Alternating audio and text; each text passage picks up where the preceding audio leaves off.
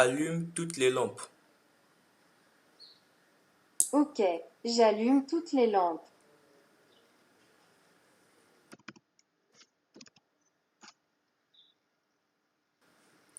Éteins toutes les lampes. Ok, j'éteins toutes les lampes.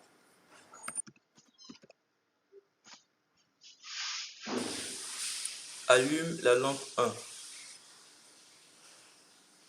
Ok, j'allume la lampe 1.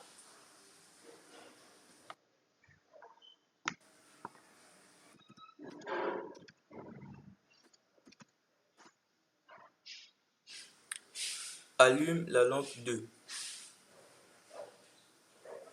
Ok, j'allume la lampe 2.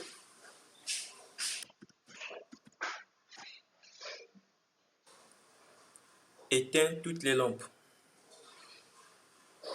Ok, j'éteins toutes les lampes. Bonjour à toutes et à tous, content de vous voir de nouveau sur cette chaîne et j'espère que vous vous portez bien. Avant de continuer cette vidéo sur la programmation Arduino et le langage Python, alors je viens donc vous demander de vous rassurer que vous êtes vraiment abonné à la chaîne et si vous ne l'êtes pas, n'hésitez surtout pas de vous abonner.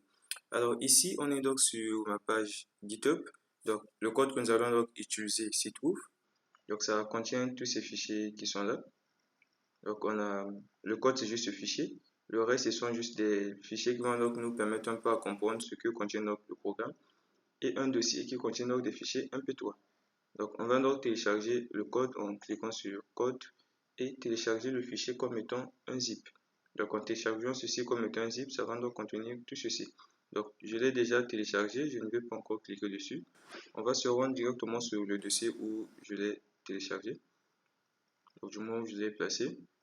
Et je laisserai le lien dans la description. Donc une fois téléchargé et décompressé, vous allez donc vous retrouver avec ceci. Donc ici on a le dossier son qui contient donc des fichiers MP3. Donc ce sont donc ces fichiers qui seront joués en arrière-plan pour vous répondre lorsque vous utilisez une commande. Par exemple, lorsque vous dites par exemple allumer la lampe 1, donc ce fichier-ci sera joué, ce fichier lampe 1 on qui va donc vous dire ok j'allume la lampe 1. Donc ce sont donc ces fichiers qui seront donc utilisés tout le long du programme pour vous répondre en quelque sorte. On va ouvrir ces trois fichiers sur notre éditeur Sublime Test, mais avant cela, on va d'abord se rendre sur notre IDE Arduino où on va donc téléverser la bibliothèque nécessaire pour permettre la communication. Donc ici, me voici donc sur l'IDE Arduino. Donc on aura donc besoin de téléverser standard Firmata au niveau de notre carte Arduino. Donc pour cela, on va donc dans Fichier, Exemple, on va donc dans Firmata et on ouvre standard Firmata. Donc, une fois qu'on va sélectionner le port et autres, donc il faudrait donc bien retenir le port que vous allez utiliser. Pour moi, c'est CAM5. Donc, je vais l'utiliser dans le programme Python. Donc, chez vous, je ne sais pas ce qui apparaît, mais en tout cas, mémorisez-le. Donc, ici, on a donc notre bibliothèque standard Firmata. On va donc le téléverser au niveau de notre Arduino. Donc, vous cliquez juste sur téléverser. En tout cas, rassurez-vous de bien le faire. Sinon, lorsqu'on va exécuter le programme en Python, lorsque les instructions seront donc envoyées au niveau de notre Arduino, rien ne va se passer, bien que le programme va fonctionner comme il se doit. Mais au niveau de l'Arduino, les lampes que nous aurons donc à connecter ne feront absolument rien. Ça ne s'allumera pas, ça restera plutôt dans l'état bas, donc éteinte. La bibliothèque prend un certain temps pour téléverser. On va donc patienter un tout petit peu. Où je vais simplement le fermer pendant que ça téléverse, expliquer le programme Python. Donc ici, on a par exemple le fichier readme où j'ai eu à mettre quelques instructions. Donc une connexion internet est donc nécessaire au bon fonctionnement du programme. Et le but du programme est là. Ce programme permet de contrôler l'allumage de deux lampes en utilisant les commandes vocales. Donc ces commandes ne sont autres que ceci. Donc ce sont des phrases qu'il faut dire pour allumer ou éteindre les lampes. Donc on a par exemple allume la lampe 1, allume la lampe 2, éteins la lampe 1, éteins la lampe 2, allume toutes les lampes, éteins toutes les lampes. Et avant donc de pouvoir exécuter notre programme en Python, ces bibliothèques sont bel et bien nécessaires. Sans cela, vous aurez donc des messages d'erreur qui vont donc apparaître si vous lancez directement le programme. Des messages du genre le module Speech Recognition n'existe pas, n'est pas installé, n'a pas été trouvé, des messages de ce genre. Donc rassurez-vous vraiment d'installer ces bibliothèques, notamment Speech Recognition, PAudio, PSerial, PGame et PFormatter. Pour ma part, j'ai eu du mal à installer PAudio en utilisant la commande pip. Il y avait beaucoup des erreurs qui apparaissaient, donc pour l'installer, j'ai utilisé cette commande. Donc j'ai d'abord commencé par installer pipwin. Donc en écrivant cette commande, pip install pipwin, et après cela, j'ai donc écrit pipwin install PAudio. Donc c'est comment j'ai fait pour l'installer.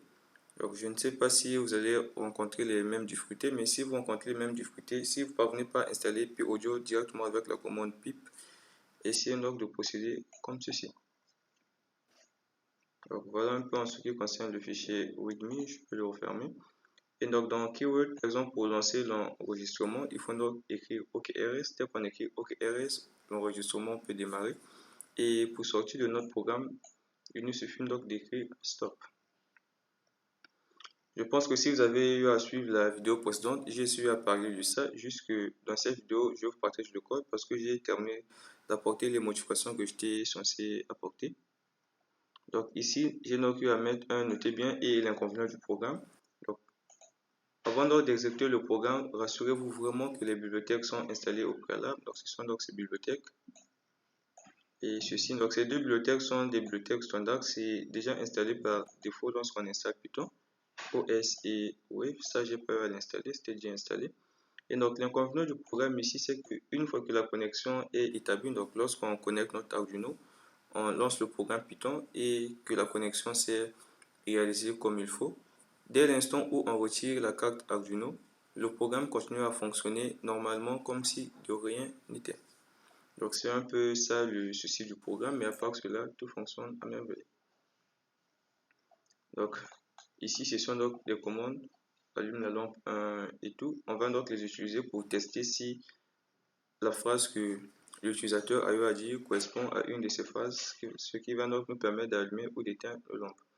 Donc ici, ce sont donc des fichiers audio nécessaires pour le fonctionnement du programme qu'on va donc télécharger. Donc ici, ce sont donc des variables qui sont donc nécessaires au fonctionnement de notre programme. Donc, comme je le disais, moi j'utilise le port 5, donc CAM5. Si vous utilisez un autre port, modifiez juste à ce niveau. Et en ce qui concerne donc le branchement des LED, j'ai donc à utiliser les pins 2 et 3. Donc, n'utilisez surtout pas des pins RIC et TX, donc notamment le 0 et le 1. Donc, si vous l'utilisez, ça va vous afficher un message d'erreur que le pin n'est pas disponible et tout. Donc, pour ce programme, vous pouvez utiliser juste des pins digitales, vu ce que j'avais écrit à ce niveau. Je pense que si vous avez eu à suivre les premières vidéos que j'ai eu à réaliser où je parlais de comment définir des pins comme étant des entrées ou des sorties avec le langage Python, vous devez bien comprendre ceci. Donc ici, D c'est pour digital. On va donc mettre le numéro du pin digital ici et O c'est pour le définir comme étant une sortie. Donc voilà un peu. Et si par exemple vous voulez donc changer l'état initial de vos lampes, donc au démarrage du programme, si les lampes doivent être allumées ou éteintes, il faudrait donc juste changer à ce niveau. Au lieu de true, vous mettez false. Au lieu de false, vous mettez true. Donc, par exemple, le programme où j'utilise donc le module relais pour allumer les lampes de 220 volts. Donc, lorsque c'est à true, c'est éteint, et lorsque c'est à false, ça s'allume. Et donc, j'ai simplement eu à inverser. Donc, on pour moi c'est false et off pour moi c'est true. Donc, voilà un peu. Donc, le programme est divisé en plusieurs fonctions. Donc, comme par exemple cette fonction init Arduino qui va donc nous permettre à définir nos pins comme étant les sorties et établir la connexion avec l'Arduino. Donc, une fois que la connexion s'est établie, ça affiche ce message Arduino connecté. Sinon, s'il y a des erreurs qui surviennent, donc j'ai juste eu à noter deux erreurs par exemple comme le port n'est pas disponible ou encore les pins sont invalides si vous utilisez les pins 0 et 1. Donc voilà un peu, comme par exemple, on a une autre fonction ici que j'ai appelée gestion lampe qui va donc nous permettre d'allumer ou d'éteindre nos lampes. On a par exemple aussi une autre fonction ici, arrière-voix, qui va donc nous permettre donc de jouer le son en arrière-plan.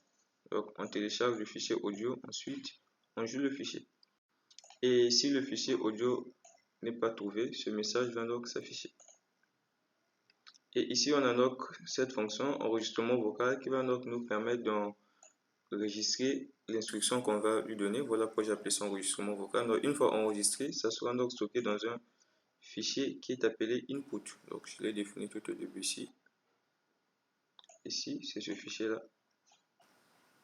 Donc, cette fonction va donc nous permettre d'enregistrer l'audio, donc l'instruction qu'on aura donnée. Et après cela, il y a donc une autre fonction que j'ai appelée traitement vocal. Donc, traitement vocal ici va simplement traduire le fichier audio en test. Donc, ça va donc passer de l'audio en fichier test. Si par exemple la connexion n'est pas établie, donc vous ne disposez pas de connexion internet, ce message va s'afficher, vérifier votre connexion internet, one va passer à false, ce qui va donc nous permettre de quitter le programme. Donc, une fois que notre fichier audio est traduit en test, cette instruction va donc nous permettre de supprimer le fichier dans la mémoire. Parce que lorsque le fichier est créé, c'est stocké dans le même dossier où se trouve notre programme Python. Et une fois donc on va traduire le fichier audio en test, on n'aura donc plus besoin du fichier. Voilà pourquoi j'ai eu à mettre cette ligne pour supprimer le fichier. Donc je ne rentre vraiment pas trop dans les détails pour expliquer un peu comment ça marche. Le programme est largement commenté. Donc si vous voulez vraiment comprendre comment ça marche et tout, je pense qu'en essayant de lire et tout, vous aurez cette facilité donc de comprendre ce que j'ai eu à écrire. Alors ici on a la fonction traitement commande, comme j'ai écrit en commentaire, permet d'envoyer les instructions d'allumage ou non de lampe. Le son est joué en arrière-plan si une condition est vérifiée. Donc ici input test, qui est donc notre fichier audio traduit en test. On va donc par exemple comparer si ça correspond à l'instruction qui nous permet d'allumer la lampe 1. Donc on va d'abord vérifier si la lampe 1 est déjà à l'état allumé. On va donc dire que la lampe 1 est déjà allumée. Au cas contraire, la lampe n'est pas allumée. On va donc changer l'état de notre variable état 1. On va le mettre donc à on. Donc je crois true. Et on va donc jouer ce message en arrière-plan pour dire que la lampe est allumée. Et une fois fait, on dit qu'on va donc mettre cette variable succès à true pour dire que tout s'est passé avec succès. Donc ce sont donc ces conditions qui sont testées. Donc voilà un peu. Et à ce niveau, on fait donc appel à la fonction gestion LED pour pouvoir mettre à jour l'état de nos sorties. Et si par exemple il y a une erreur, par exemple, ce message est donc joué en arrière-plan. Si par exemple aucune des instructions que vous avez eu à donner ne correspond à une des instructions qui permet d'allumer ou d'éteindre la lampe, ce message sera donc joué pour vous dire que non, aucune instruction ne correspond à ce que vous avez à donner. Je pense que c'est le message commande non valide qui sera donc joué à ce niveau. Alors voilà, c'était un peu tout. Ici, on a donc notre programme principal. Le programme commence donc par l'appel à la fonction init. Donc init Arduino qui va donc nous permettre d'établir la connexion avec l'Arduino ou pas. Ici, la connexion s'est établie avec succès. La variable ou à nouveau true, ce qui va donc nous permettre donc de réaliser nos instructions qui sont contenues dans une boucle infinie. Donc à ce niveau, while true, c'est une boucle infinie. Et on a par exemple ces instructions qui vont donc nous permettre de sortir de la boucle. Mais avant cela, donc, le programme débute par afficher ces messages à l'écran. Tapez stop pour arrêter le programme ou encore taper OKRS pour démarrer l'enregistrement. Cette instruction va donc nous permettre de supprimer les caractères superflus en début et à la fin de la phrase qu'on aura donc à taper. Et après cela, donc, on vérifie si la phrase correspond à OKRS. On va donc faire appel à la fonction enregistrement vocal. Après avoir enregistré, on va traiter et on va vérifier si l'instruction correspond bien à une commande déjà enregistrée. Donc si c'est le cas, on va allumer ou éteindre. Et une fois donc c'est fait, on va donc afficher le message qu'on a eu à dire. Donc la commande qu'on a eu à donner sera donc affichée. Donc c'est stocké dans la variable input test. On va donc afficher cela. Après avoir affiché, on va donc vider le contenu de notre variable input test. Et si par exemple le mot ou la phrase qu'on aura donc à saisir ne correspond ni à OKRS ni à stop, donc rien ne se fera. Le programme va encore débuter en vous posant la même question, taper stop ou encore taper OKRS.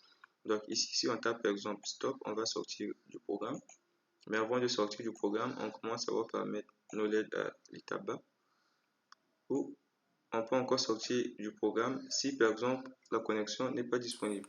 Donc lorsqu'on va par exemple démarrer l'enregistrement, vu que pour pouvoir passer de l'audio au test, on a besoin d'une connexion internet et si la connexion n'est pas disponible, on va donc sortir du programme. La variable one va donc être égale à faux, ce qui va donc nous permettre de sortir de notre programme. Donc voilà un peu en ce qui concerne le code, c'était tout et j'espère que cela vous sera utile. Et on va donc lancer le programme. Pour lancer cela, j'utilise juste l'IDE Arduino. Donc si vous avez suivi la vidéo précédente ou si vous me suivez depuis le début que je réalise des vidéos sur Python, cela ne devrait pas être bien compliqué pour vous. Alors une fois de plus, merci à vous de m'avoir suivi. Et surtout si vous êtes nouveau sur la chaîne et que vous n'êtes pas encore abonné, n'hésitez pas de le faire. Et pour ceux qui sont abonnés et tous ceux qui me suivent, je vous remercie et on se donne rendez-vous très prochainement.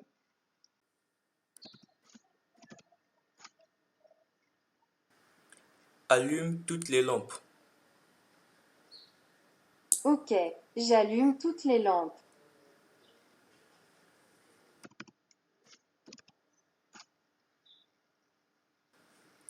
Éteins toutes les lampes. Ok, j'éteins toutes les lampes.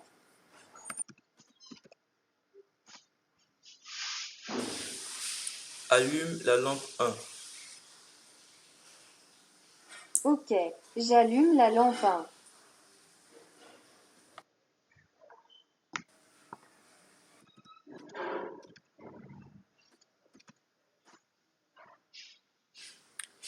Allume la lampe 2.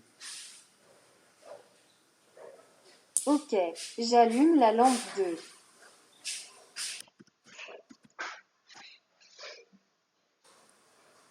Éteins toutes les lampes.